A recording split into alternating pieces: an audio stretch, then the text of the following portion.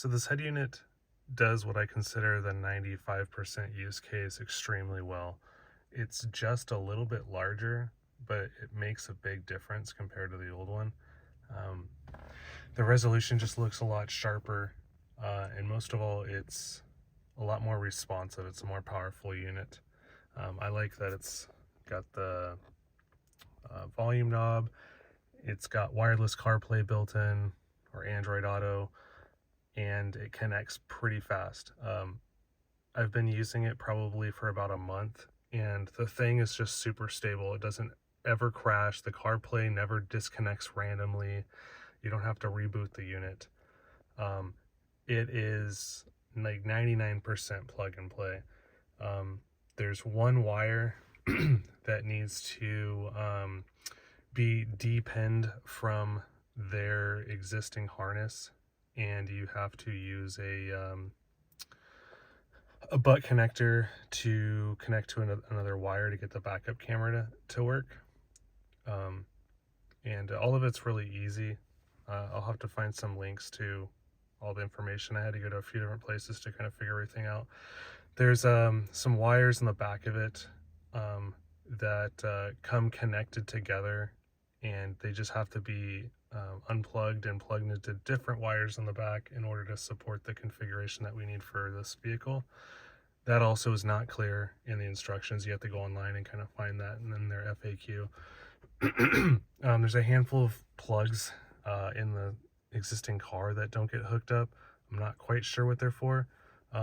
One thing I noticed is, like, if you try to back up with the parking brake on, you'll still get the indicator on the gauge cluster, but you won't get that audible voice that tells you to turn it off. I didn't think that was a huge deal. It's got, let's see, climate stuff built in. So let's see, let me turn the car on. So it's got a screen for that. It's also got an overlay. One thing you'll notice is that it's in Celsius. I emailed them about that. They don't have a software thing to convert it into Fahrenheit. It's really kind of annoying. So that's one thing you'll have to consider. Again, the things I mentioned in the beginning, the 95% piece of this outdoes any of the other shortcomings, I feel. The I don't know, the dimming feature works on this. As you can see, it responds. And this will also respond if, once it gets dark and whatnot. Let's see, when I open the door, it knows the door is open. Let's see if we can do the backup camera. So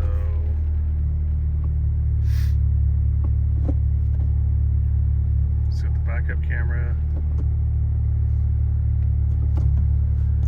We'll go to the main menu. I always use CarPlay, but it's got this main menu with this cool background thing going on. Just different apps. It's got a place for a SIM card, so I ordered like another SIM card for my T-Mobile account, and you'll be able to go like on Chrome and use the internet and stuff. I haven't installed it yet. Let's see what else we got. Once you've got it all plugged in correctly, you don't need to configure the steering wheel controls. It just all works.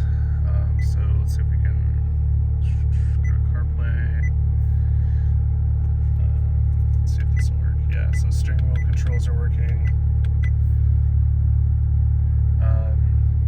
Yeah, the forward and back buttons work for the music. It's got a built-in mic right here. The quality's not great, but it also does come with an external mic if you want to like run a wire and all that. I didn't feel like doing any of that, but overall I'm super happy with it. It's got the cool bezel that is like the stock one, so it all kind of just matches. But that's kind of the gist of it.